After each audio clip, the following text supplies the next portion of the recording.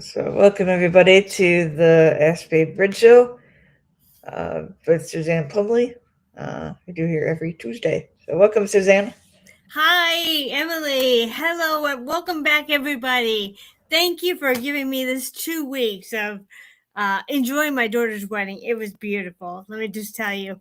Thank you for coming back and seeing me today. I don't have my bridge background on today, although you can see the bridge in my tapestry right above my head.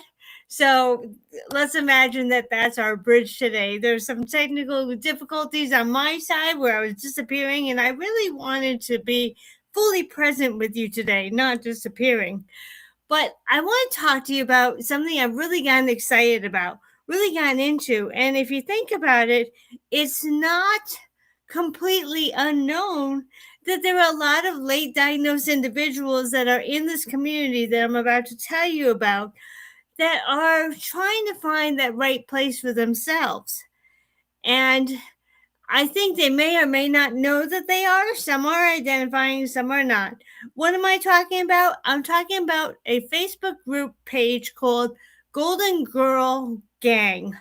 And what it is I've gotten involved since March, and I'm the writer. I create the mindset as a life coach to help women come together and some men who are in an all inclusive group learn how to become part of a living enrichment community. Now, mine may be more enrichment based than some of the others will be, but what I'm talking about is a neuro-inclusive community where people have decided that they're done living by themselves in individual houses, homes, apartments, whatever they're living in, and want to live in a common group area with shared meals, shared enrichment, shared fun, shared campfires, a lot of the camp type stuff that you might think about when you were a kid. And at least that's what my community will be. And I'm going to create this community in the greater Charlotte area of North Carolina. Now, what is a neuro inclusive community? That is a community that will take into consideration your emotional and sensory needs, such as making sure that there's quiet around you, making sure that there aren't vehicles that are going to start up in the middle of the night or all hours of the day with loud engines and loud music. It's making sure that the lighting is not going to be overpowering in any of our community buildings. It's making sure that if you need that peace and introversion and reflection time without being bothered, without having your door knocked on, we're going to provide that too. Everything you can think of. And I'd love to hear some of the ways that you'd love to have a neuro inclusive environment, but it's taking into consideration all of our needs as neurodivergent individuals. And you don't have to be identified. You don't have to prove that you're neurodivergent or autistic or ADHD to be part of this community. All you need is to know that you value the quiet, you value the calm, you value the lighting being soft and the food being rich yet not overwhelming on your palate. It's all about you being part of the decisions that go into creating an environment that you would love to live in. Because let's face it, a lot of us do get lonely. And there are times when we do want our private time. Now, I don't know about you, but I have been dreaming of a tiny home community. This is something where we have our own space. Now, there are a lot of different tiny home communities that you can be a part of. In other words, another tiny homes that you can create. Some may be a park model where there are no wheels. It's built right on the premise, and you would have a one bedroom, one bathroom, maybe a loft, maybe two lofts if you have a storage, a bathroom, a tiny kitchen. It's just large enough that you can live independently, but yet not feel overwhelmed by all the cleaning that has to be done. That's what my community would be all about. some of the other communities that are in this girl gang, which I would love you to join on Facebook, and you'll see that I offer a specific group called Neuroindividual or Neuroinclusion Community. And I offer Zoom calls where you can give in your input. I'd love you to become a part of it. Yes, you will have to answer questions because we want to make sure that you are not part of AI. We want to make sure that you're real.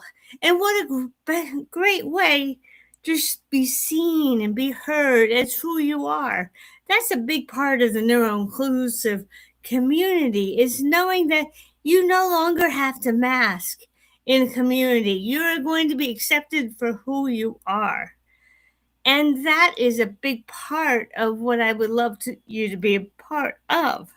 We're going to have a shared meal in my particular community. We're going to have all different activities where you can communicate on a smaller group basis and on a larger group basis when you feel up to it.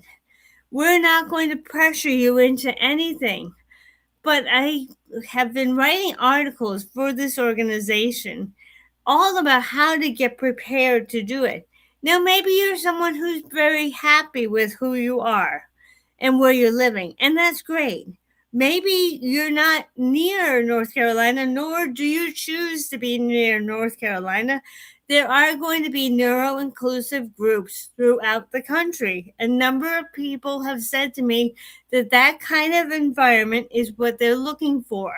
So if you're in New York, if you're in the Northwest or the upper Northwest up near Washington and Oregon and Northern California, there are going to be so many groups that are going to be a part of that. I even heard of one that may be in San Francisco. So let's think about your older years. Do you want to be in the current apartment or home you're in, where you may continue to feel lonely? Or would you want to be part of a community where you can really connect with other people who are just like you and know that your needs are going to be met? I really think that this way of going into our senior years will provide us with the support we need when we did not have it up until now. It's going to provide you with people who understand you, who understand your needs, who will help you because they've been there too. Now, I want to say that if you go onto Facebook, Golden Girl Gang, and you answer all the questions, you can look for my articles, which I've written every single day since March 15th, and start to do the process from March 15th going forward. If you started now, of course you can read the articles I've been writing all along. In fact, I have a set of articles called the ABCs of community living, where I am up to letter S, which is shared meals. Now think of the Golden Girls. Do you remember that show on Hallmark? I know it's still playing. Think of how the four women really came together to, well, maybe they didn't always accept Rose, which I sometimes think I am a lot Rose-like in my playfulness that Betty White incorporated into the Rose character. But imagine what it would be like to live among other women. Maybe it's just four in a house, a shared house. But maybe you would like to have a tiny home community. Everybody in this group, the Golden Girl Gang, has different ideas of what creating community is. Maybe it's just four people. Maybe it's 12. Maybe it's a larger group. Now, I know a lot of us don't want a larger group, and my community would be no more than 25. However, that doesn't mean that you will be around 25 people at any one given time. You might be around just 12 to 18 people, but we're all going to be coming from the same place. And so wouldn't it be nice to not have to mask for the rest of your life? To know that you can be going home to a place where you're seen and heard? So I have joined this organization. I'm creating a inclusive environment, so that if you choose that instead of going into a senior living community, assisted living, or nursing home in your future, this may be a way to go where you're going to be better understood. Now, I do want to say that you will need to have some of your directives in place, such as if you needed a nursing home after X number of years, that you would need to know what your plans are there, or where you need to have the funding from your retirement set into that, or your social security sent into that. That's not something we can do in the communities, but I can tell you, we can give you the heart. We can help you get there if that is what you needed. For me, I know that if I could keep myself healthy and everything and be your leader in the community, to provide activities where you can come together with other women with shared activities. And we know we like crafts, a lot of us, or arts. I mean, I'm not going to just say crafts, but there will be so many other activities that you might want to be a part of where you can go almost a whole day without masking. Now, is that something you would love? I would love you to go onto the Ashby Bridge Facebook group page and let me know some of your ideas about joining a group where you can be seen. I know a lot of us have experienced pain because there are people within society who don't yet accept that autism is real, especially if you're high functioning. People don't think that you have needs. Well, let me tell you, as being a late on diagnosed autistic individual myself, I understand that.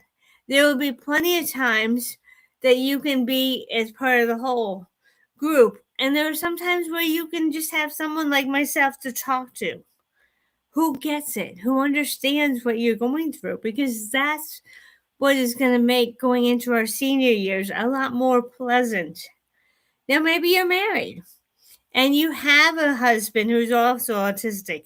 While I am creating the women's only section first, it is my plan over time to provide a married or male, late diagnosed male section as well. So even though I may not create the married and male section right away, it's something that you can build toward if you want that kind of a welcoming community, because that's what I would love to offer to all of you. Now, if you are someone who is like, yes, this is me, I want this, and you have skills that you want to bring to my community in North Carolina, no matter where you are currently living in the world, then I would love to have you as part of my community. There's so much I have planned for all of us. And yes, I am going to make it as affordable as possible, because we all know that we have had our financial challenges. Maybe you haven't, and that's great. I think that's awesome that you may not have had the financial challenges. But that doesn't mean that we're going to go luxury high end. In fact, this is going to be a camp-like setting, relaxed among nature, where you can bring your animals, walk on paths, maybe do some bike riding. As far as the quietness, I'm planning on doing a golf cart transportation walking campus so that we don't have the large engines in amongst our living area. And I really want to hear from all of you. What kind of community would make you feel welcome? What would make it that you would want to join this kind of community in your future? Now, we do offer it to be 55 plus, but I would welcome the 50 year olds going forward. I'm just looking that it's not going to be child based, because I specialize in late diagnosed autistic adults. That doesn't mean you can't bring your grandbabies. They can come visit anytime you like. We just don't want to provide for children as a whole right now. I think in order for us to maintain the quiet atmosphere, we're really going to want to specialize in adults only, So if you're an empty nester, you're welcome at no matter what age you're at. And yes, your grandbabies can come visit along with your children, of course. But I think that this may be our answer because we know that autism is still not very well understood in the medical world, and our needs are not met when they don't understand. So I'd like to say thank you for coming back today.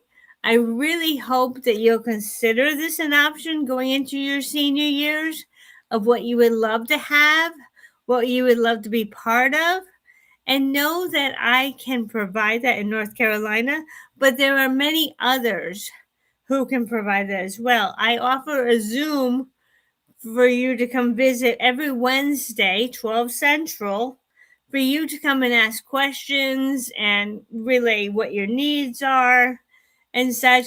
For instance, I had one woman who say that she can't take the smell of laundry detergent in her environment. I'm planning on having a separate building for laundry. Another idea, I know we all have our different loves of food and the textures and everything. And I plan to have a small trading post where you can order food and have it come to the trading post and buy it as you need it. This way, you don't have to get in your car and go to the grocery store. I'm planning on having it ordered delivered right to our trading post so that you can come in and get it as you need it. Some other activities will be, as I say, arts and crafts. There will be some physical activities that you can take a part of. I'm hoping, I don't want to promise it yet, but I'm hoping to have a beach entrance pool down the road so that we can enjoy that. That's not going to be an immediate. We need to make sure that everybody's set up. And I want to make sure that it's financially possible for everybody before we start getting into the extras. And I think that that's important, is that we're not going to overextend our financial needs.